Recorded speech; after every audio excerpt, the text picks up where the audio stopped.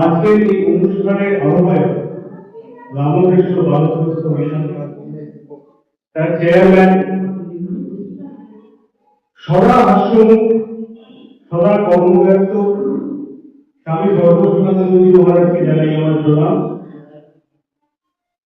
এবং তার থেকেও আরো বেশি শ্রদ্ধা প্রণাম জানাই যে সমস্ত দর্শক শ্রোতা আজকে এই অনুষ্ঠানে এসেছেন। কারণ বিশিষ্ট অতিথি মঞ্চ এগুলো পাওয়া যায় না, বসতে পারত না। কিন্তু কথা হচ্ছে যে আমরা যারা আজকে এখানে এসেছি, এই দর্শক মন্ডলী, তারা এসেছি কেন? কারণ অলরেডি অনুষ্ঠানে অনেকক্ষণ হয়ে গেছে, আমাদের একটু হাই পাচ্ছে, একটু মনে হচ্ছে যে কখন শেষ হবে। আমি নিজে বরানগর রামকৃষ্ণ মিশনে পড়তাম, যখনই মহারাজরা বক্তৃতা দিতে উঠতেন মিনিট 10-15 হয়ে যাওয়ার পরে মনে হতো কখন নামবে। তো ভালো, এটা যে মানে আমার একার অনুভূতি এমনটা নয়, এটা প্রত্যেকেরই অনুভূতি। কারণ বক্তৃতা জিনিসটা একটু বোরিং জিনিস। মাঝে মাঝে তারা গান গাইছে বা একদম ফুটে দুটো বাচ্চা নাচ করলো, সেগুলো বরং দেখতে অনেক বেশি ইন্ট্রিগিং লাগে। এখন কথা হচ্ছে যে এই যেটা দিয়ে আমি শুরু করলাম, যে আমরা যারা আজকে এখানে এসেছি দর্শক না, তারা এসেছি কেন? অধিকাংশের কাছে এই প্রশ্ন করলে বোঝা যাবে যে আমরা আজকে এখানে আসার কারণটা কেউ খুব একটা ভালো করে জানি না। হয়তো এলাকার কেউ একটা বলেছে যে গোটা জায়গা মারা যাচ্ছে, অনেকগুলো যেতে হবে না, এলাকার কতভাবে চলে যায়। কিন্তু কেন এসেছি? আমরা সবাই বিয়ে বাড়িতে গেছি কখনো না কখনো, গেছি তো, বিয়ে বাড়িতে গেছি তো। ধরুন আপনাকে বিয়ে বাড়িতে নিয়ে গিয়ে শুধু বরকে আর বউকে দেখাতে হলো। যখন বিয়ে বাড়ির গেট দিয়ে ঢুকছেন, আপনার হাতে একটা গোলাপ ফুল দেওয়া হলো, একটু গোলাপ জল আপনার গায়ে ছিটিয়ে দেওয়া হলো। আপনার মন করে আছে কখন খেতে যাবে, খাবারটা দিল না। সেই বিয়ে বাড়িতে যাওয়া কি সার্থক? সার্থক নয় তো। এখন এমনি বিয়ের সিজন চলছে, সেই বিয়ে বাড়িতে যাওয়া সার্থক নয়। ফলত এইরকম একটা অনুষ্ঠানে আমরা এলাম যেখানে রামকৃষ্ণ বালকৃষ্ণ মিশন, রামকৃষ্ণ আর মিশন এই দুটো শব্দ রয়েছে। কথা হচ্ছে রামকৃষ্ণের মিশনটা কি? মিশনটা একটা ইংরেজি শব্দ, মিশনের বাংলা হচ্ছে লক্ষ্য। রামকৃষ্ণের মিশন অনুযায়ী সমাজটাকে তৈরি করা, এই হচ্ছে রামকৃষ্ণের মিশন। এরকম একটা অনুষ্ঠানে এলাম, এত সুন্দর ব্যবস্থাপনা, সবটা বেশ গোছানো, তার মধ্যে একটা অগোছালো ভাব, সেই অগোছালো ভাবটাকে কাটিয়ে আবার গোছানোর চেষ্টা। কেউ হয়তো নিজেদের মধ্যে কথা বলছে, কেউ হয়তো কি একটু সামনে দিচ্ছে না, কথা এত জোরে বলা যাবে না। এই যে বিষয়টা গোছানো, তার মধ্যে একটা অগোছালো ভাব, সেটাকে আবার নতুন করে গোছানোর চেষ্টা, এটা একটা নিরলস পরিশ্রম সবার মিলে। এটা আলটিমেটলি অর্থহীন হয়ে যাবে যদি না আমরা এখান থেকে কিছু নিয়ে যেতে পারি। সেই নিয়ে যাওয়াটা কি? স্বামী বিবেকানন্দ কি? স্বামী বিবেকানন্দ কি কোনো প্রোটিন পাউডার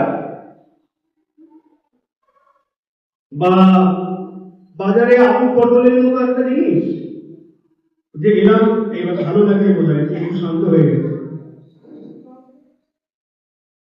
তাহলে স্বামীজি কে? কেন স্বামীজির কাছে আসবো? কেন স্বামীজির নামাঙ্কিত কোনো প্রতিষ্ঠানের কোনো অনুষ্ঠানে আসবো? কি দরকার এসে? কিছুদিন আগে মহারাজ আমাকে মাঝে মধ্যে বলেন যে ইচ্ছে মতো শক্তি নিতে পারবে স্বামী বিবেকানন্দের কাছে। স্বামীজি হচ্ছে এমন একটা লোক যার কাছ থেকে ইচ্ছে মতো শক্তি নেওয়া যায়। আমি রোগার মহারাজ আমাকে বলেন, সরকার তুমি কি বক্তব্য দেবে? আমি বললাম হ্যাঁ, বক্তৃতা কিন্তু তো ভালোই লাগে, শেষে লোকে হাত তালি দেয়, ভালো লাগে দেবো। তারপর ওখানে বসিয়ে দেওয়ার পরে আমি মনে করলাম যে বলবো কি নিয়ে। মহারাজকে হোয়াটসঅ্যাপে বললাম, মহারাজ একটু দেখুন তো। লিখলাম, মহারাজ কি নিয়ে বলবো? মহারাজ বললেন, জগতের হিত সাধন নিয়ে তুমি নিজের মতো করে কিছু একটু করো। এখন স্বামী বিবেকানন্দকে নিয়ে ভগিনী নিবেদিতা বলছেন তিনি ভারত আত্মা। তার মধ্যে সবটাই পজিটিভ, নেগেটিভ কিচ্ছু নেই। রবীন্দ্রনাথ ঠাকুর বলছেন যে ভারতবর্ষকে জানতে হলে বিবেকানন্দকে জানতে। বিপ্লবীদেরকে যখন ধরে ধরে জেলে বন্দি করা হচ্ছে, একটা একটা করে নখ উপড়ে ফেলা হচ্ছে, চোখের পাতা ছিঁড়ে ফেলা হচ্ছে, তাদের ব্যাগ সার্চ করে পাওয়া যাচ্ছে দুটো জিনিস, বন্দুক পাওয়া যাচ্ছে না, তলোয়ার পাওয়া যাচ্ছে না, অস্ত্র পাওয়া যাচ্ছে না, পাওয়া যাচ্ছে স্বামী বিবেকানন্দের ছবি এবং শ্রীমদ্ ভাগবত গীতা। এই যে আজকে আমরা এখানে বসে আছি, আমি মাইক হাতে নিয়ে বড় বড় কথা বলছি, আপনারা শুনছেন, অনুষ্ঠানের খানিকটা হয়ে গেছে, আরো খানিকটা হবে। এই কিছুই হতো না যদি না স্বামী বিবেকানন্দ বলে লোকটা এক্সিস্ট করত।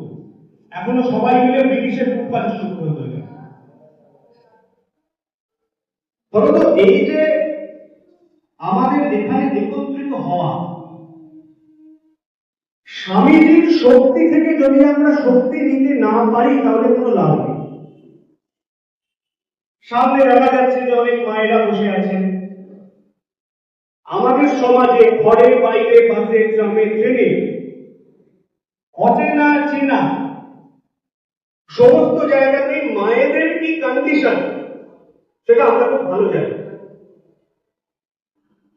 স্বামীজির একটা সরাসরি স্টেটমেন্ট করি, তোরা ঘটা করে দুর্গা পুজো, লক্ষ্মী পুজো, কালী পুজো করিস, কিন্তু ঘরের দুর্গা লক্ষ্মী কালীদের সম্মান করতে জানিস না। শক্তির আরাধনা করতে পারিস, মেয়েদের তুলতে পারিস, তবে আশা আছে, না হলে হবে না। ক্লিয়ার স্টেটমেন্ট, হবে না। সেই মেয়েদের জন্য স্বাধীনতার এত বছর পরে আমরা কি করতে পারলাম? মেয়েরা নিজেরা কি করতে পারবে? আজকেও দিনের আলোটা পড়ে যাওয়ার পরে এই যে ছোট ছোট বাচ্চাগুলো ওখানে বসে রয়েছে, বা আপনারা যারা বসে রয়েছেন, বুকে হাত দিয়ে বলুন তো, বাড়ি থেকে বেরোতে ভয় লাগে না? এমন একটি মেয়েও আমাদের দেশে, আমাদের রাজ্যে নেই যাকে জীবনে কোনো না কোনো সময় কোনো অশ্লীলতার, কোনো ব্যাড টাচের সম্মুখীন হতে হয়নি। কেউ এক্সিস্ট করে না। সেটা হতে পারে বাসে, হতে পারে ট্রেনে, হতে পারে কোনো পাবলিক ট্রান্সপোর্টে, হতে পারে বাড়িতে, প্রতিবেশীর বাড়িতে। আমরা যদি এই মেয়েদের জন্য একটা সঠিক ভবিষ্যতের রাস্তা তৈরি না করি, তাহলে এই ঘটা করে স্কুলে পাঠানো, বক্তৃতা দেওয়া, অনুষ্ঠান করা, গান গাওয়া, নাচ করা, অভিনয় করা, কোনো কিছু করেই কোনো লাভ নেই। নেতাজি সুভাষচন্দ্র বসু বলছেন, ভারতবর্ষ কার? নেতাজি বলছেন, এই নেতাজি জন্মদিন গেল 23শে জানুয়ারি। এরা আমাদের একটা সুবিধা আছে, জানেন তো, আমরা এমনিতে খুব চালাক। আমরা স্বামীজিকে, নেতাজিকে, ঠাকুর মায়ের কথা বলছি না, একটা বেদিতে বসিয়ে একটু ফুল জড়িয়ে দিতে পারলে ভালো হয়। ও তো ঠাকুর, ওর জীবনটা আমার পক্ষে পালন করা সম্ভব না। ও একটা অন্য জগতের মানুষ আছে, নিজেদের দায়টা ঢেলে ফেলে দেওয়া যায়। স্বামী বিবেকানন্দ বলছেন, আমাকে ভালোবাসা মানে ভারতকে ভালোবাসা। ব্রহ্মানন্দজি মহারাজের কাছে যখন নেতাজি সুভাষচন্দ্র বসু সন্ন্যাস নেওয়ার জন্য গেলেন, ব্রহ্মানন্দজি মহারাজ বললেন যে তোমাকে দেশ তোমার কাছ থেকে প্রভূত জিনিস লাভ করার আশা করে রয়েছে। সেই নেতাজি সুভাষচন্দ্র বসু বলছেন, ভারত কার? না, ভারত হিন্দুরও না, ভারত মুসলমানেরও না, ভারতবর্ষকে ভালোবাসে ভারতবর্ষ তার।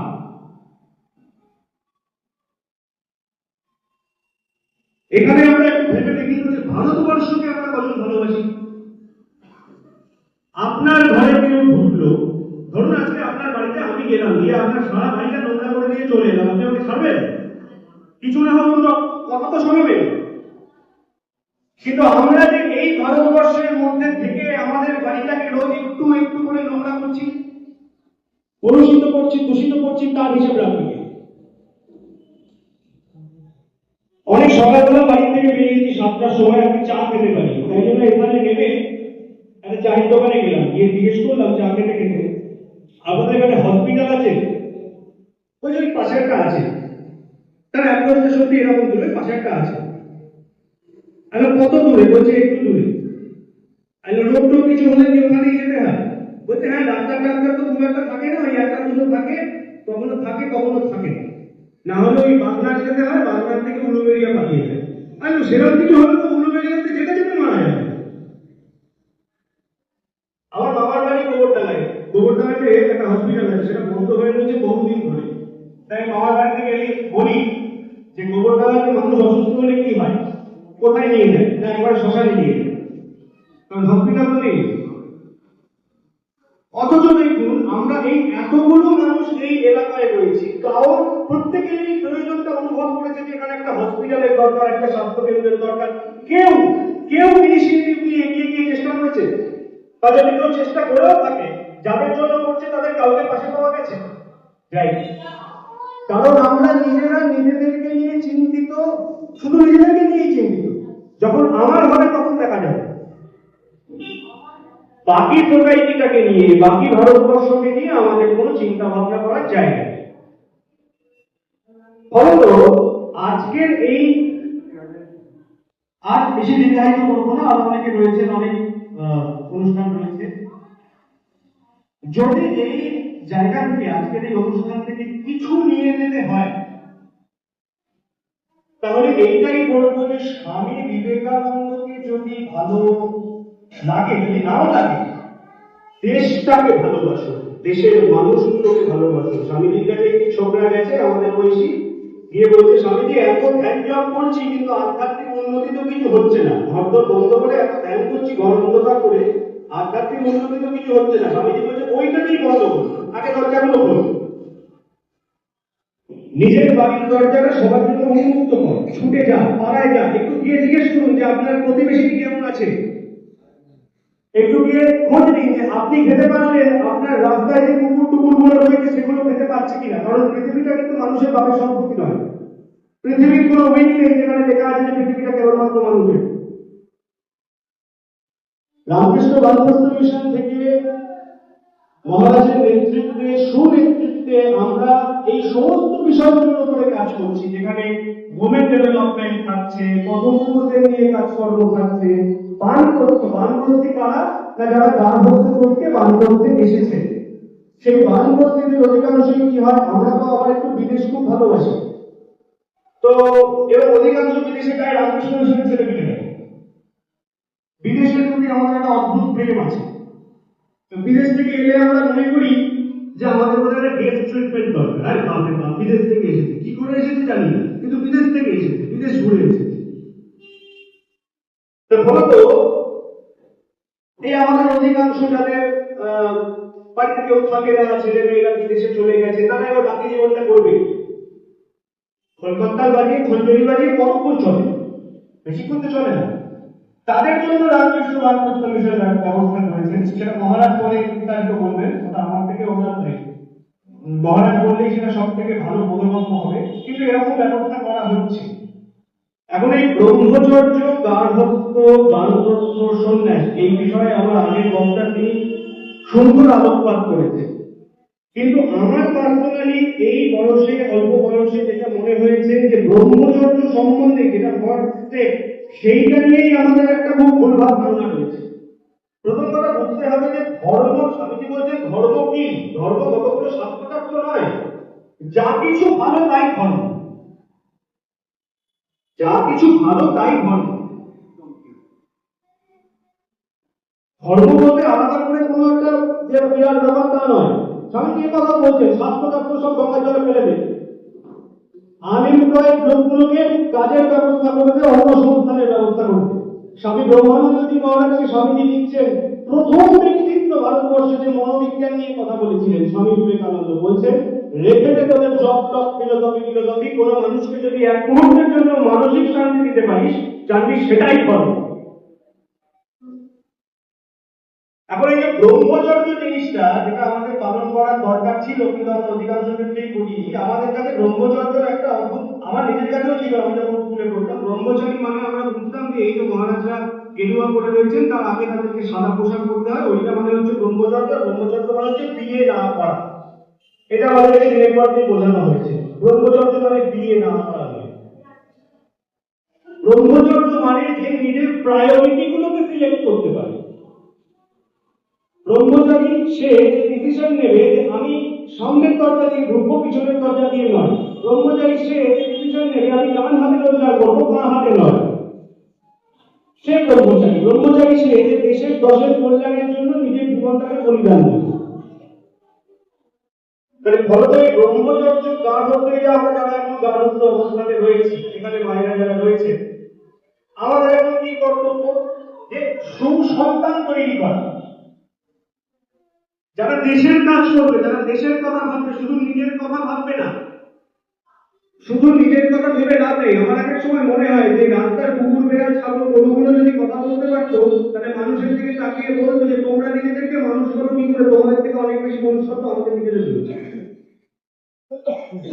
ফলত আজকে এই সভা থেকে আমরা এইটাই নিয়ে ফিরি, অনেক তত্ত্ব কথা শেখার দরকার নেই কারণ, মাথার উপর থেকে বেরিয়ে যায়।